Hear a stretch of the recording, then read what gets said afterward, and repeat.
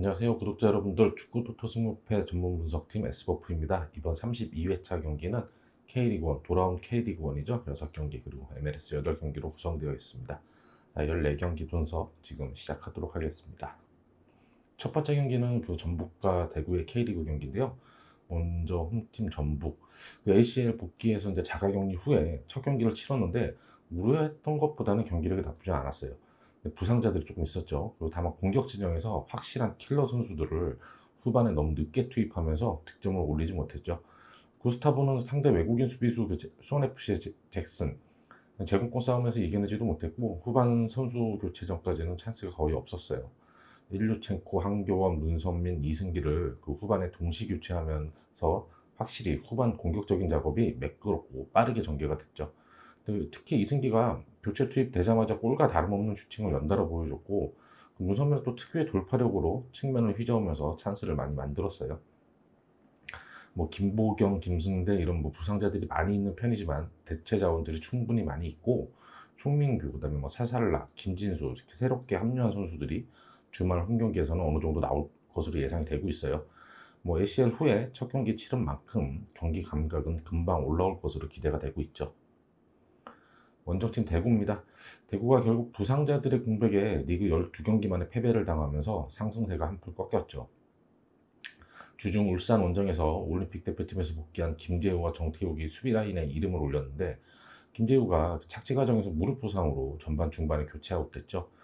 당분간 출전이 어려울 상황이에요. 어쩔 수 없이 투톱으로 나섰던 김진혁이 이제 다시 수비로 내려와서 정태욱과 함께 내려섰는데, 정태욱은 상대 원톱 견제는 물론 뭐 세트피스에서도 공격가담에서 골도 넣었어요. 근데 팀의 패배를 혼자 막아내기에는 역부족이었죠. 측면 자원들도 후반 상대 교체 멤버의 속도 싸움에서 이겨내지 못하면서 결국 결승골 내주고, 이동준한테는 좀 위험한 파울로 페널티킥을 내줄 위험성도 있었어요. 주축 선수들의 부상 공백을 대체 선수들이 얼마나 메꿔주느냐가 관건인 상황입니다. 정승원은 뭐 주말 경기에선 출전이 가능할 것으로 예상이 되고 있죠. 전북은 예상했던 것처럼 ACL 복귀 후 첫 경기에서 고전했지만 경기력이 그 다른 ACL 참가 팀만큼 많이 떨어지지는 않았어요. 오히려 새롭게 팀에 합류한 A대표급 선수들의 출전이 기대되고, 후반 교체 투입되며 좋은 몸놀림을 보여줬던 선수들이 선발 출전할 경우에는 우승권다운 경기력이 나올 것 같습니다. 반면 대구는 리그 12경기 무패 행진이 끝났고 주축 선수들의 부상으로 앞으로 고전이 예상되는데요. 센터백 라인 그리고 중원에서 경기 조율을 할 주축 미드필더들의 부상 공백이 크죠. 무더위의 연이은 경기로 스쿼드 뎁스 차이가 큰 두 팀에게 확실히 전북적으로 우세가 기우는 그런 경기가 될 것 같습니다. 이게 전북의 단통승 예상합니다. 두 번째는 울산과 강원 경기인데요. 뭐 홈팀 울산 ACL 복귀 후 두 경기에서 고전했었어요. 근데 올림픽 멤버들이 합류하자마자 바로 투입하면서 급한 불을 껐죠. 대구를 상대로 이동경이랑 원두재가 선발 출전하면서 최근 부진했던 중원의 흐름을 바꿔줬어요. 이 덕분에 윤빛가람이 오랜만에 휴식을 취했죠. 특히 원두재는 대표팀에서와 다르게 확실한 경기 운영 그리고 넓은 시야로 완벽한 키패스를 선보였죠. 바코는 확실히 K리그 탑 수준의 개인기량을 보여줬고, 힌터제어는 조금 아쉬웠어요. 페널티킥 골은 있었는데 전방에서 확실하게 골게터다운 모습을 보여주지 못했죠. 후반 교체 투입된 이동준은 확실한 스피드로 결승골을 뽑아냈고, 오른쪽 측면에서 상대 수비를 충분히 괴롭혀줬죠. 경기 내용적인 부분도 많이 올라갔고, 올림픽 대표팀 선수들의 합류로 주축 선수들에게 휴식을 취하게 한 것도 큰 소득이죠. 김전역자, 뭐 오세훈 같은, 그리고 올림픽 멤버들의 합류로 한숨 돌릴 울산입니다. 원정팀 강원입니다. 한국영이 그 어지럼증으로 그 지난 주말 경기에서 선발에 제외됐는데 당분간 출전이 어려울 수도 있을 것 같아요. 김대우, 서민호 이런 젊은 선수들 중원 조합으로 나서가지고 지난 주말 경기에서 수원을 상대로 중원 플레이를 이겨내며 여유롭게 경기를 풀어나갔죠. 이정엽이 전방에서 많이 움직여주니까 조재환, 고무열이 좌우에서 흔들면서 공격 자임새가 굉장히 좋아졌어요.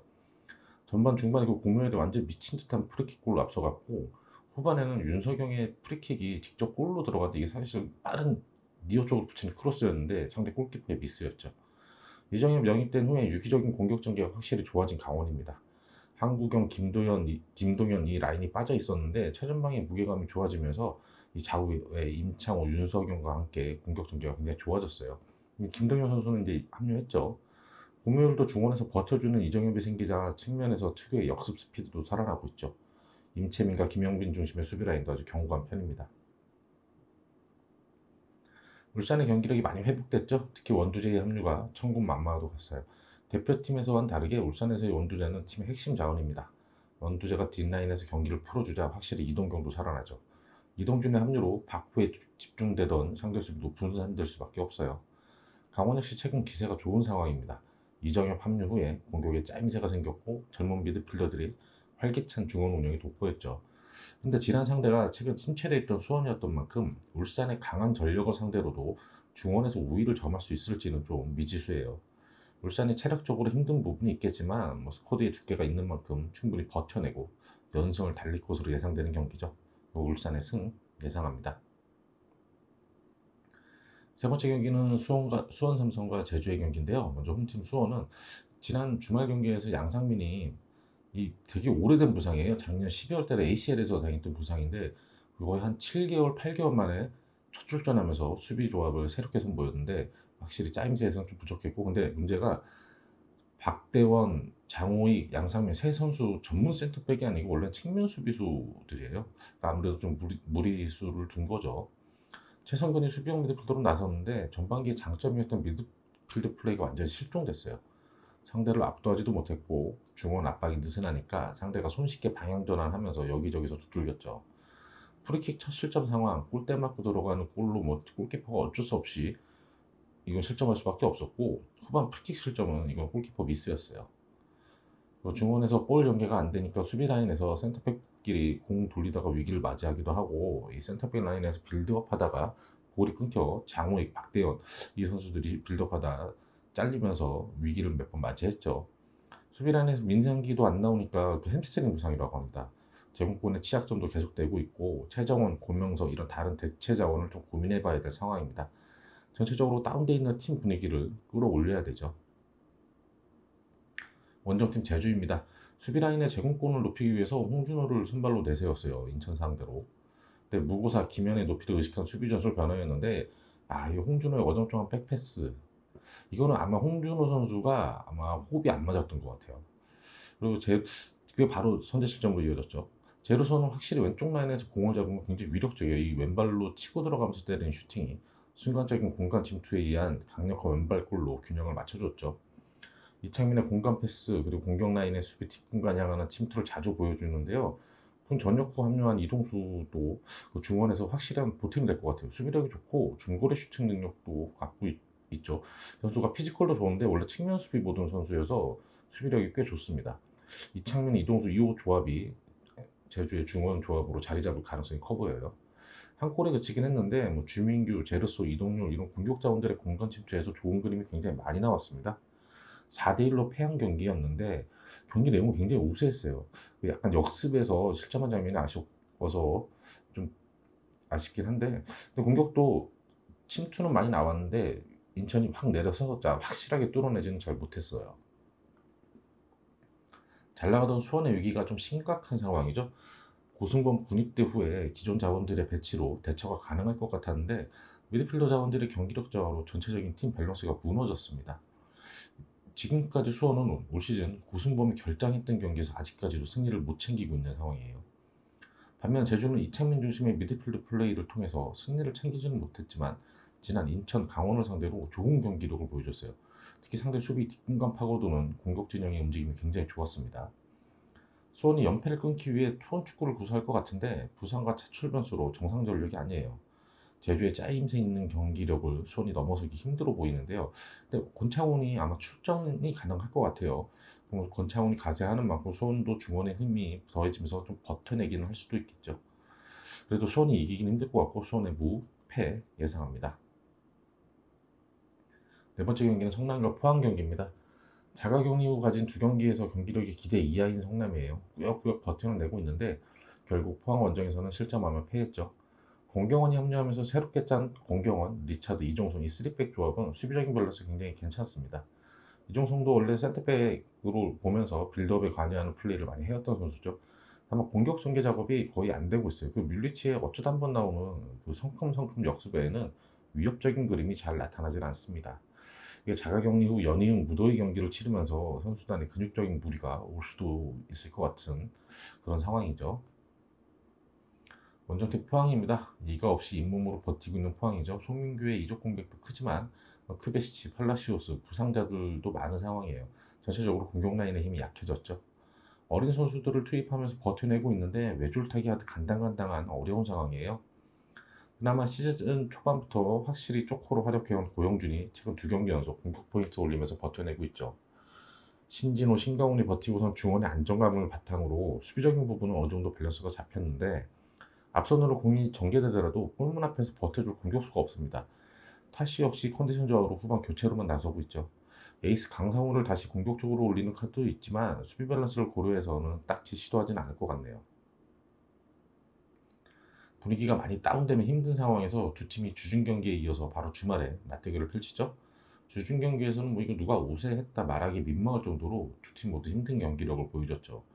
성남은 어쩔 수 없이 홈에서도 우선 내려앉으며 지키려는 축구를 구사하려 할 겁니다.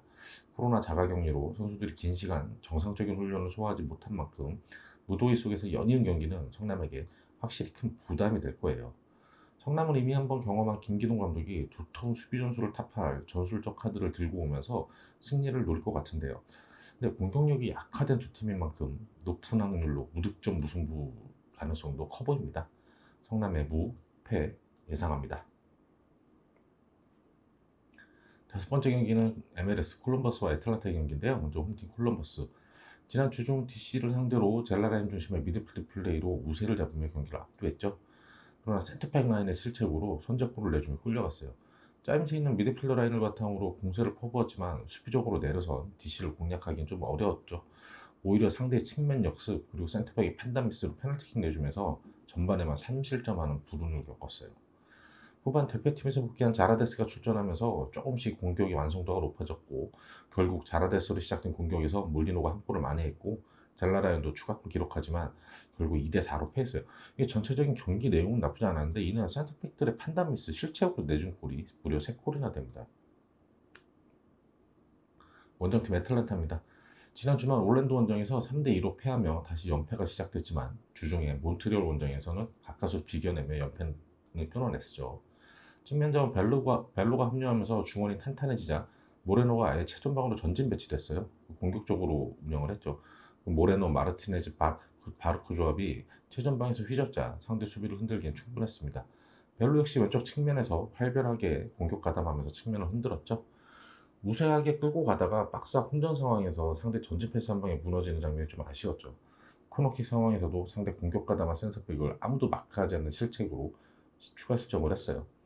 바르코 투기의 돌파에 의한 패스로 마르티네즈가 추격골을 넣고 모레노가 페널티킥 골로 균형을 맞추긴 했는데 마르티네즈가 경기 종료 직전에 상대 수비형 미드필더랑 충돌하면서 퇴장당해서 다음 경기에 나설 수 없는 그게 아쉬운 상황이죠. 지난 경기에서 수비 라인의 정신 나간 실수로 4실점하며 패한 콜럼버스지만 실책한 그 순간들만 빼놓고는 경기력이 굉장히 좋았어요.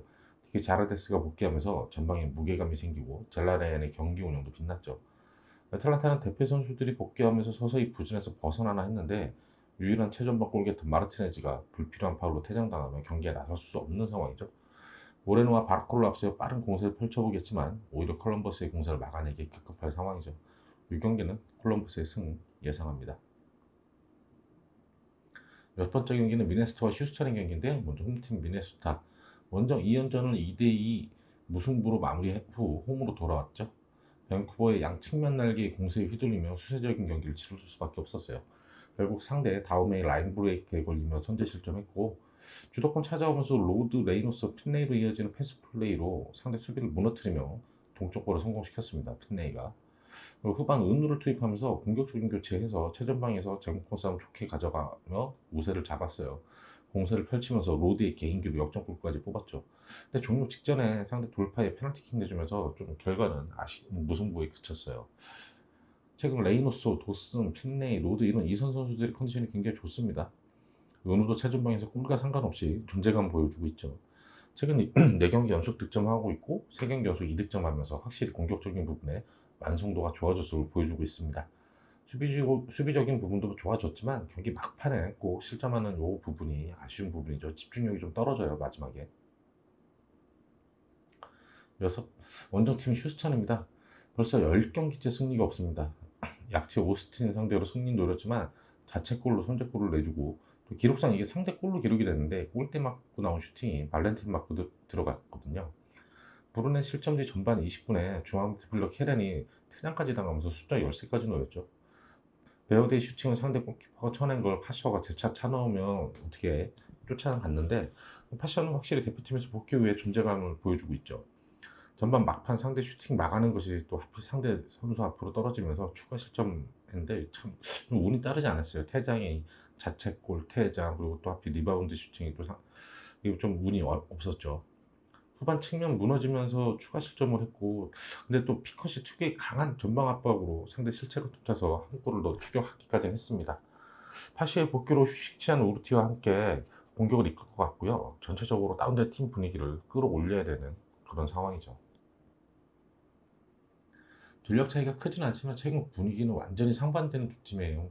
미네소타가 최근 2승 2무로 서서히 승점을 쌓아가고 있죠.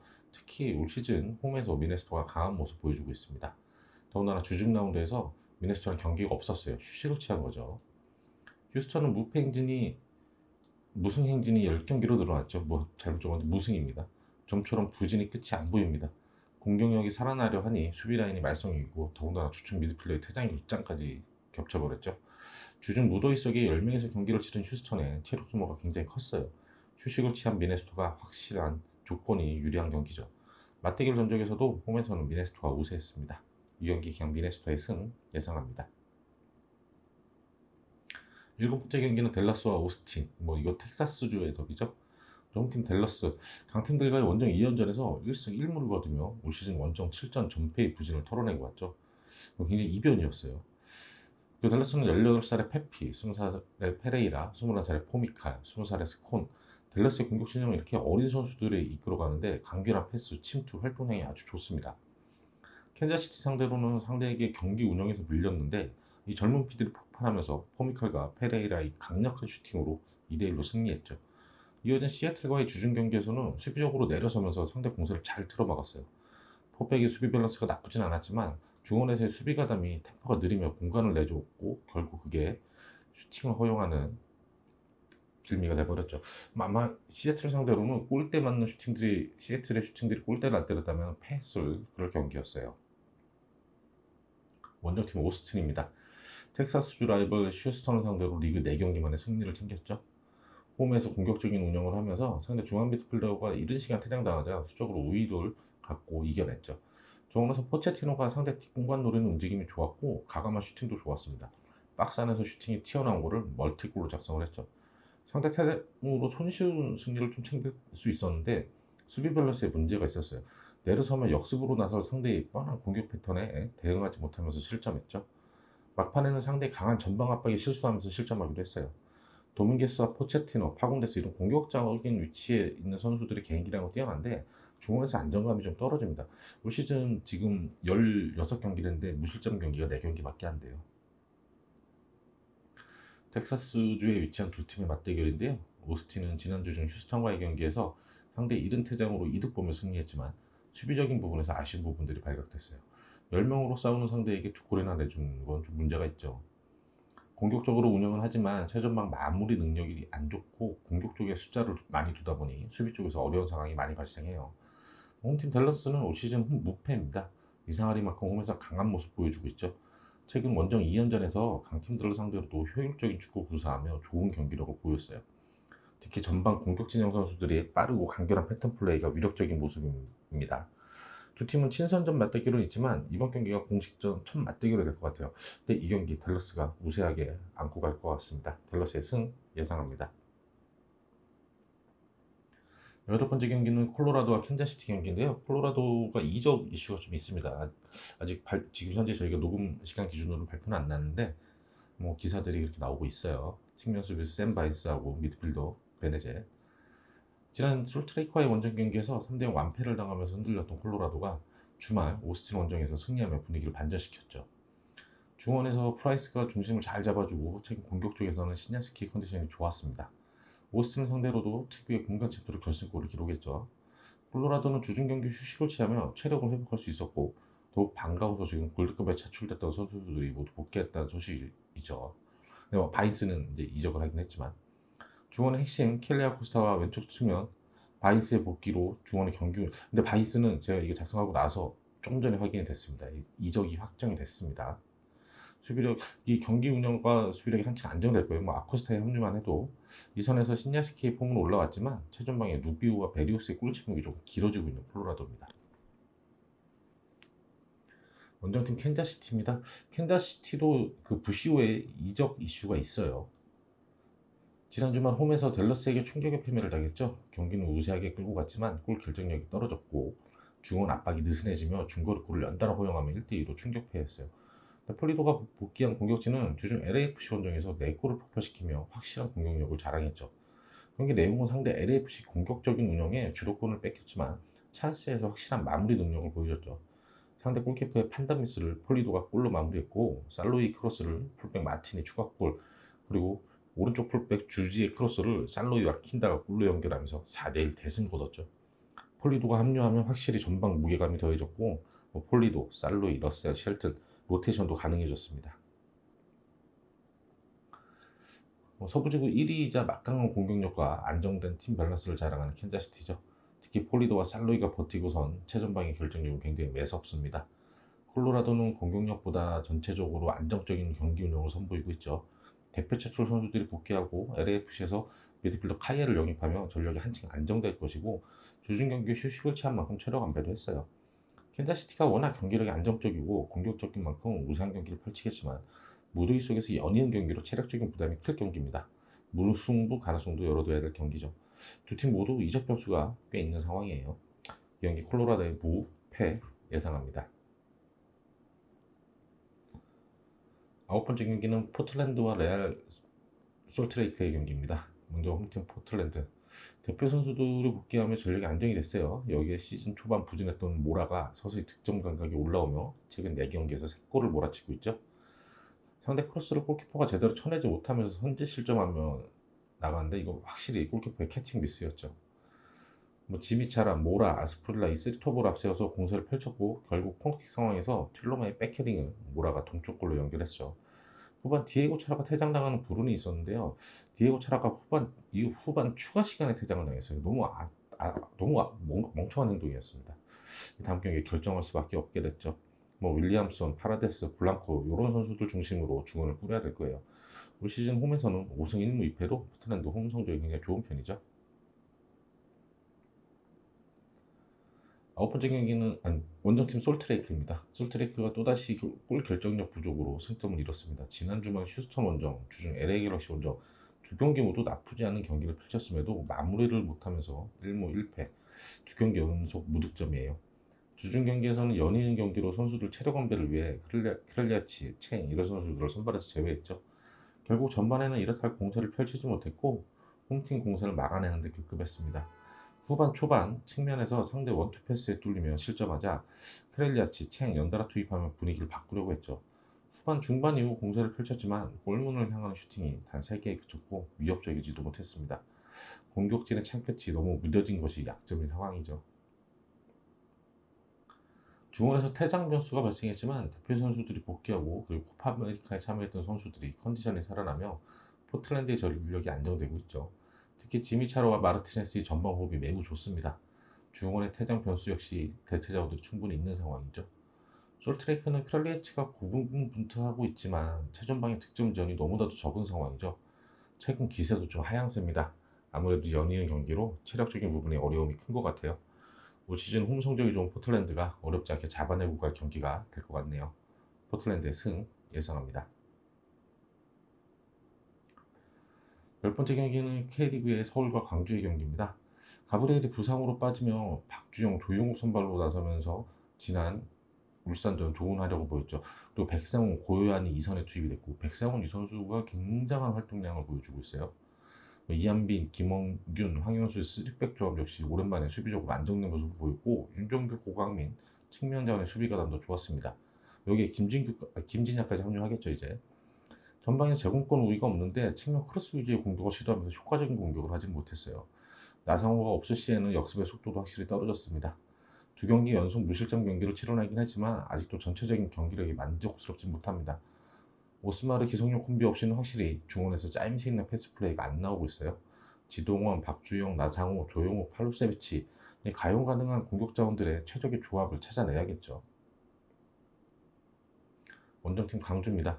아직 조나탄은 경기 합류하지 못하고 있는데 에이스 중심의 허율, 송승민, 엄지성 공격 조합이 나쁘지 않지만 역습 형태의 공세에서만 위력적이죠. 김원식이 중원에서 중심 잡아주고 이으뜸, 이한도, 알렉스, 이지훈, 풋백라인도 수비적인 부분은 좀 견고한 편이에요. 허율도 전방에서 버텨주지만 골 결정력이 있어서는 부족한 모습이죠.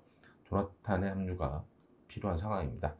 상대 지난 라운드 그 상대 성남이 수비적으로 라인을 두텁게 내려서자 역습 패턴이 먹히지 않았고 공격 전개를 만들어가는 과정에서도 박스 안에서 버텨주지 못하자 그 위협적인 장면이 없었어요. 이선 자원으로 충분하지만 최전방 마무리 능력, 하율로는 부족한 모습이에요. 조나탄의 출전이 급합니다. 역습 패턴은 확실히 위협적으로 상대를 괴롭힐 겁니다. 여기 엄원상까지 합류하게 되니까요. 서울의 수비적인 밸런스가 잡히면 두 경기 연속 무실점하며 버텨내는 경기력을 보여주고 있죠. 근데 공격 진영에서 최적화된 조합을 찾지 못하면 아주 헤매고 있어요. 광주가 빠른 역습 패턴을 들고 나오겠지만 노련한 서울 미들에서 충분히 대응이 될 것으로 보입니다. 광주 조나탄의 출전 여부가 변수 있겠지만 안정감 보이는 서울 수비가 충분히 커버가 될 것 같아요. 합류한 선수들이 서서히 적응을 마친 서울이 우세한 경기를 가져갈 것으로 예상됩니다. 이 경기 서울의 승 예상합니다. 여러 번째 경기는 인천과 수원FC 경기입니다. 홈팀 인천 정혁이 합류한 후 전체적인 밸런스가 안정됐고 골 결정력도 폭발하며 3연승의 상승세죠. 상대 공격 조합에 높이 싸움이 필요 없자 델브리지를 빼고 오반석을 내세우면서 지난 제주원정에서는 오히려 상대 뒷공간 침투에 대비를 했죠. 상대 센터백의 백패스 미스를 가로채며 그대로 무고사가 프리하게 선제골로 앞서갔고, 근데 이게 상대 공간 침투를 대비하기 위해서 수비 조직을 바꿨는데 이게 하필 강민수한테 걸렸어요. 그래서 결국 대처하지 못하면서 동점골 내줬죠. 추가 실점 없이 막아내긴 했지만 수비 뒷공간 노리는 상대 침투에 여러 차례 위기가 많이 나왔습니다. 이런 침투를 대비해서 오반석이 나섰지만 오재석이 나섰지만 효과적으로 대응 못하면서 실점 위기가 많았죠. 스코어는 4대1이었지만 경기 내용은 상대에게 많이 밀려 일집 수비로 버텨낸 경기였죠. 원정팀 수원FC입니다. 예상치 못했던 수원FC의 상승세죠. 라시의 득점력이 폭발하자 전혀 다른 팀이 돼버렸어요. 중원에서 박주호가 안정적인 경기 운영을 펼치고 이영재와 무릴로가 공격적인 전개를 담당하죠. 양동현, 라스 투톱은 뚝배기만 있는 게 아니라 영리하게 상대 수비 뒷공간을 이용하는 역습도 효과적입니다. 새롭게 합류한 타르델 역시 후반 교체로 들어와서 파괴력을 선보이며 전북전 승리를 챙겼죠. 전북이 컨디션이 정상은 아니었지만 경기를 더 공격적으로 운영하며 여러 차례 골문을 두들겼어요. 상대 이범용 골키퍼의 선방이 아니었다면 수원FC가 4득점했을 경기였죠. 수비 라인도 새롭게 합류한 잭슨이 수준급 수비력을 보여주고 있어서 안정감이 많이 생겼죠. 여름 이적 시장 알찬 영입으로 상승세를 타고 있는 두 팀의 맞대결이자 이번 주말 K리그에서 가장 관심받는 경기죠. 두 팀 모두 노련한 중원, 그 정혁, 박주호의 경기 운영을 바탕으로 최전방에서 확실한 마무리 골게터를 보유하고 있죠. 다만 인천이 측면의 속도감에서 앞서는 측면에 있지만 라스, 양동현, 타르델리, 이수원 최전방 자원들의 파괴력이 아주 막강하죠. 최근 두 팀이 보여준 팀컬러답게 공격적인 경기 운영을 통해서 승부가 갈릴 경기예요. 다만 가장 최근 경기의 경기를 본다면 제주전 승리를 챙겼지만 내용적으로 아쉬웠던 인천이 상승세의 수원의 기세를 막아내기엔 벅차 보입니다. 근데 또 인천은 체력적으로 지친 수원의 후반을 노리면 그 시후 타임 있잖아요. 역습으로 경기를 또 잡아낼 가능성도 있죠. 이 경기는 승패 갈릴 것 같습니다.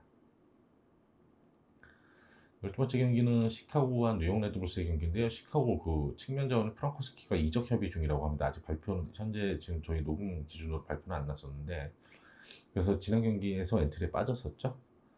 지난 홈 2연승 이후에 대표 차출 감독의 고향 다녀오고 하는 그런 공백 때문에 좀 부진했던 시카고죠. 지난 주말 강호 필라델피아 상대로 원정에서 퇴장 악재에도 불구하고 1대1 무승부로 버텨냈습니다. 주중 뉴욕시티와의 홈 경기에서는 상대 공세를 수비적으로 잘 막아냈지만 후반 상대 주축 미드필더 파크의 퇴장으로 우세를 잡고도 무득점으로 0대0 무승부에 그치고 말았죠.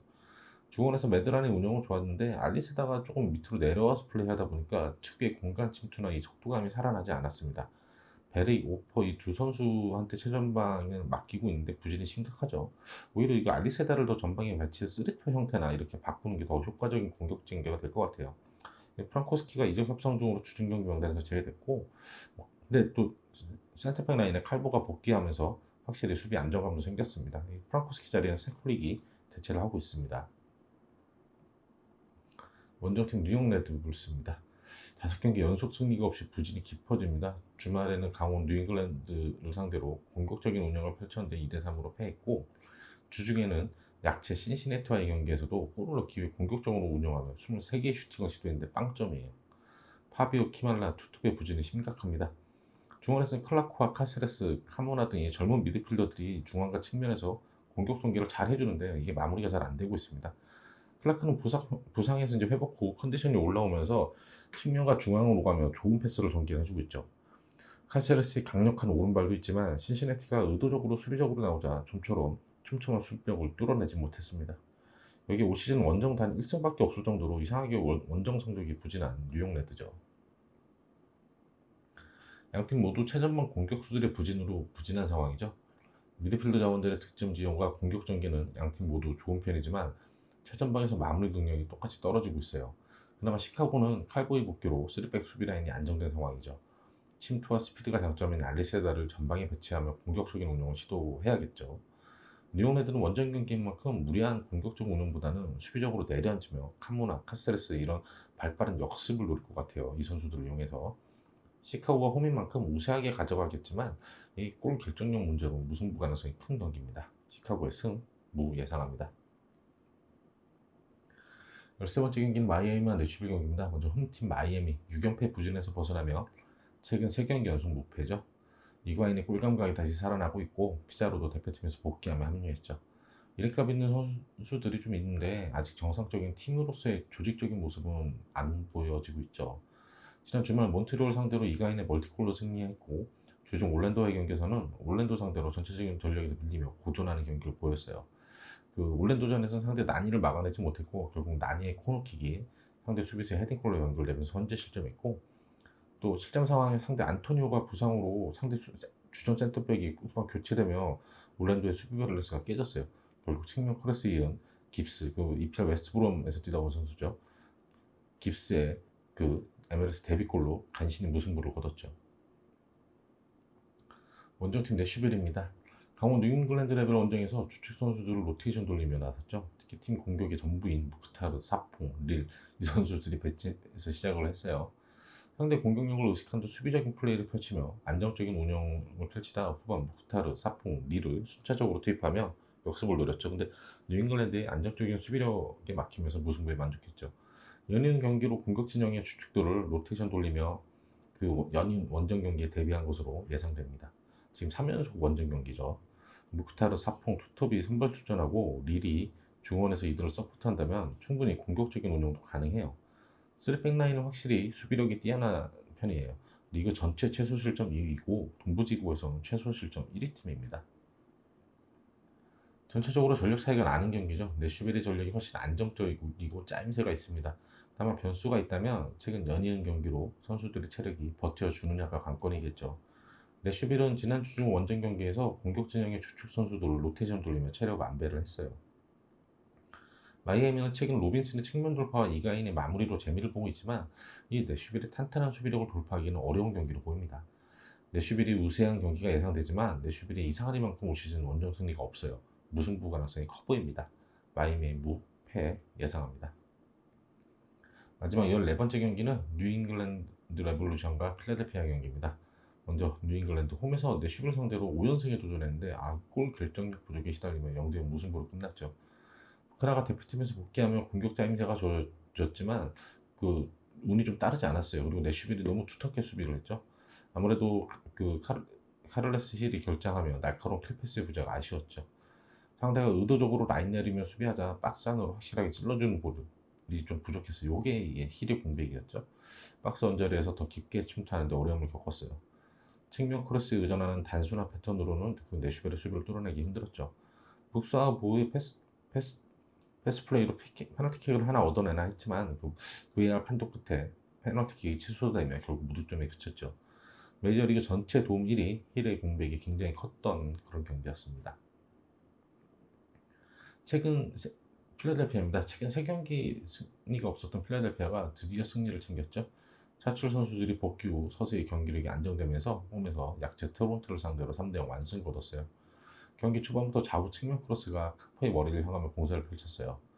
코너킥 상황에서 센터백 글레네스가 행운이 따르는 이렇게 빙그로 돌면서 점프해서 빙그로 돌면서 뒤통수로 헤딩골을 넣어버렸어요. 산토스와 가지다 이선 자원들이 현란한 개인 기량으로 상대 박스 안을 휘저으며 산토스는 결국 페널티킥을 얻어냈고 가지닥이 성공시켰죠. 상대 수비 라인을 깨트리며 세기골까지 넣었어요. 산토스 가지닥이 폼이 올라오며 카퍼, 버크, 트윈타워가 시너지를 낼 수 있는 공격적 구성이 다양해지고 있죠. 블레이크는 후반 페널티킥을 막아내며 차출 복귀 후 자신의 놀라운 선방 능력을 뽐내고 있죠. 뉴잉글랜드는 최근 4연승을 거두는 등 올 시즌 MLS 전체가 가장 많은 승리를 기록 중입니다. 득점 역시 최다 득점이죠. 지난 주중 경기에서는 힐이 휴식을 취하며 공격의 완성도가 조금 떨어지는 모습이었지만 수비적인 밸런스는 굉장히 좋았습니다. 필라델피아가 최근 부진에서 벗어나며 홈에서 승리했지만 상대가 약체 토론토였죠. 최근 이선 자원들의 폼이 올라오며 공격자 조합이 다양해진 필라델피아지만 뉴잉글랜드의 단단한 밸런스를 파괴하기는 어려워 보입니다. 팀 전력이 안정된 두 팀의 맞대결인 만큼 홈에서 경기를 치르고 힐이 휴식을 취하고 나올 뉴 잉글랜드가 훨씬 우세할 것 같네요. 뉴 잉글랜드의 승 예상합니다. 마지막으로 14경기 최종 픽 다시 한번 확인해 보겠습니다. 1경기 전북의 승, 2경기는 울산의 승, 3경기 수원의 무패, 4경기 성남의 무패, 5경기 콜럼버스의 승, 6경기 미네소타의 승, 7경기 댈러스의 승, 8경기 콜로라도의 무패, 9경기 포틀랜드의 승, 10경기 서울의 승, 11번 경기 인천의 승패, 12번 경기 시카고의 승무, 13번 경기 마이애미의 무패, 14번 경기는 뉴잉글랜드의 승. 이상으로 저희는 32회차 분석 마치도록 하겠고요. 저희는 다음 회차 33회차 영상으로 또 찾아뵙도록 하겠습니다.